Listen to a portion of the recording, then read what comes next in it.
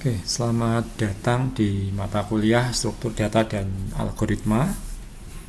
Ini dengan saya Adi Wijayanto sebagai dosen pengampu pada semester genap 2023. Oke, pada kesempatan kali ini saya akan menyampaikan kontrak perkuliahan.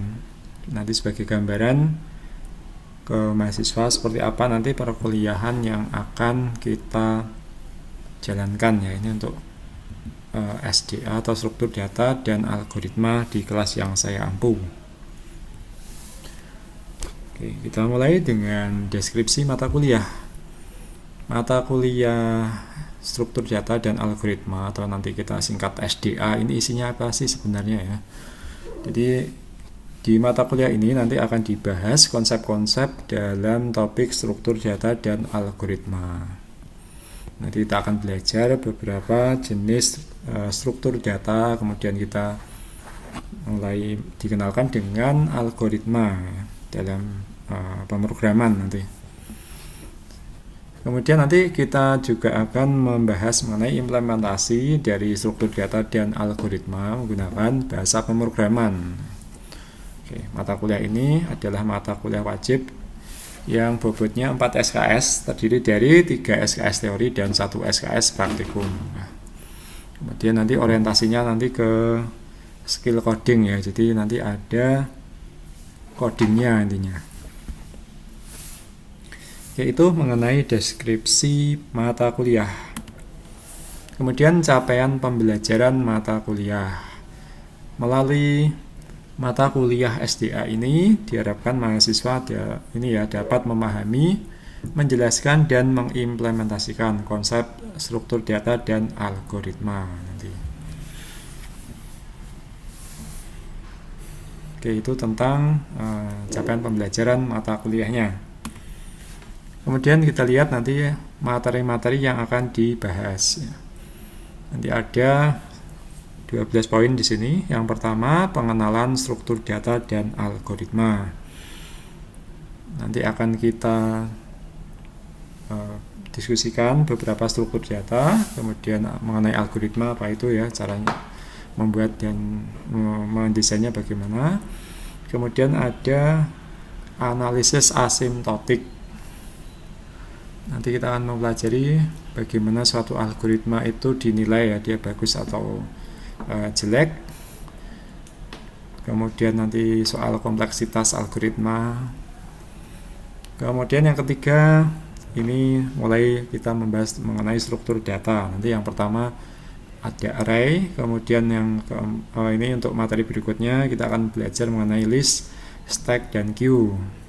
Kemudian berikutnya kita akan membahas mengenai set dan map. Kemudian yang keenam nanti soal tree, struktur data tree.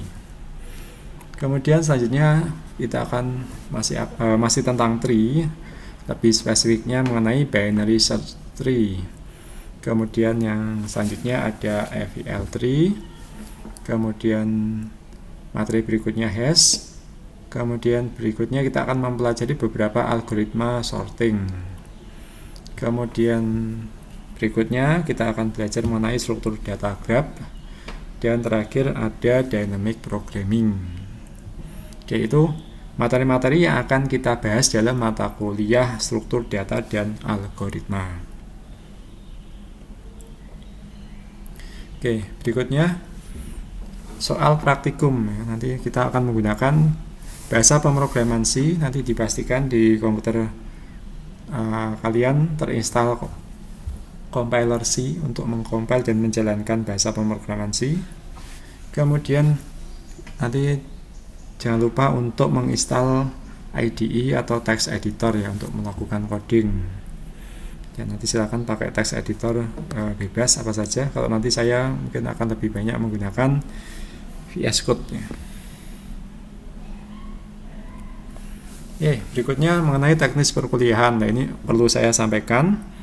Ada beberapa hal yang harus kita kompromikan karena di sini saya sebenarnya sedang mengajukan studi lanjut ya. Saya akan studi lanjut. Kemudian nanti saya tidak bisa hadir ya secara langsung di kelas pada bulan-bulan tertentu ya. Ini nanti mulai bulan Maret awal ya, ini saya sudah mengurus ke sana begitu. Jadi nanti karena izin meninggalkan tugas belum turun ya, belum memungkinkan untuk didapatkan pada waktu itu, nanti ada beberapa penyesuaian yang harus dilakukan ya. Pelaksanaan perkuliahan nanti akan menyesuaikan ketika saya nanti tidak bisa hadir di kampus. Kita akan lebih banyak menggunakan learning management system ya, di sini pakai Google Classroom. Perkuliahan nanti akan kita laksanakan secara asinkronus. Saya akan memberikan materi kemudian video perkuliahan lewat Google Classroom. Kemudian untuk link Google Classroom akan diinfokan melalui grup WhatsApp. Oke, lebih lanjut untuk perkuliahan yang teori nanti tadi ya saya akan mengupload slide dan video materi di Google Classroom. Kemudian pertemuan sinkronus offline atau online, maksudnya yang saya hadir atau nanti online lewat Zoom itu nanti hanya pada saat memang memungkinkan saja ya. Sisanya kalau nanti tidak bisa ya nanti dilakukan secara asinkronus. Artinya nanti mahasiswa membaca slide, kemudian menonton video materi yang saya upload dan mengerjakan tugas secara mandiri. Nah, kemudian untuk memastikan ya bahwa mahasiswa memang belajar, menonton video dan sebagainya, mengerjakan tugas, nanti setiap 1-3 minggu sekali akan ada kuis. Dan kuis soalnya dari materi minggu-minggu sebelumnya. Dan nanti kuis ini akan saya hitung untuk dimasukkan ke dalam nilai. Kuisnya nanti ya teknisnya akan saya umumkan lebih lanjut. Kemudian selanjutnya mengenai praktikum ya. Praktikum nanti kalau sinkronus maksudnya nanti mahasiswa dan dosen pengampu atau asisten akan pada satu tempat atau secara online ya. Kalau offline nanti datang di kelas, kalau online nanti lewat Zoom. Itu kalau sinkronus akan menyusul ya infonya. Nanti saya akan melihat dapat asisten praktikum atau tidak.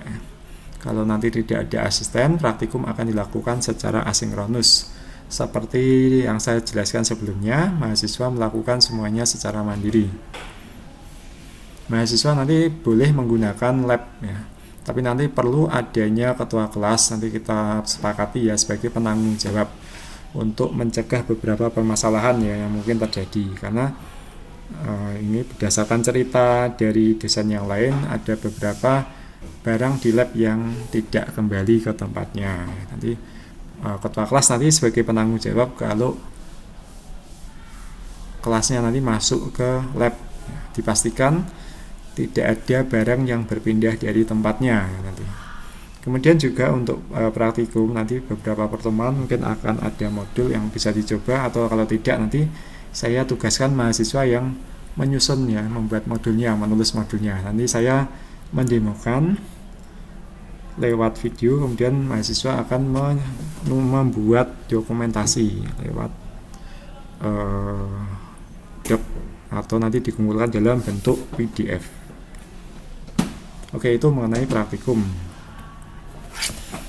Kemudian yang penting selanjutnya yaitu kehadiran mahasiswa. Nah, di sini untuk kuliah yang asinkronus ini nanti defaultnya mahasiswa dianggap hadir, kecuali mahasiswa tidak mengikuti kuis, mahasiswa tidak mengumpulkan tugas praktikum ya. Nanti, kalau dua hal ini terjadi, setiap kali mahasiswa tidak mengikuti kuis atau tidak hadir, maksud saya tidak mengumpulkan tugas praktikum, nanti kehadiran akan dikurangi 1 ya. Jadi 1 kali tidak mengikuti kuis ya dikurangi 1, 2 kali tidak mengikuti kuis ya kehadirannya -2 begitu.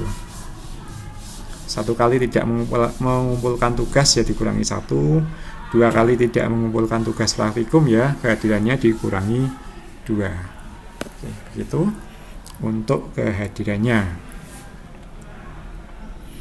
Oke, selanjutnya komponen penilaian. Nah, nanti saya buat sederhana saja.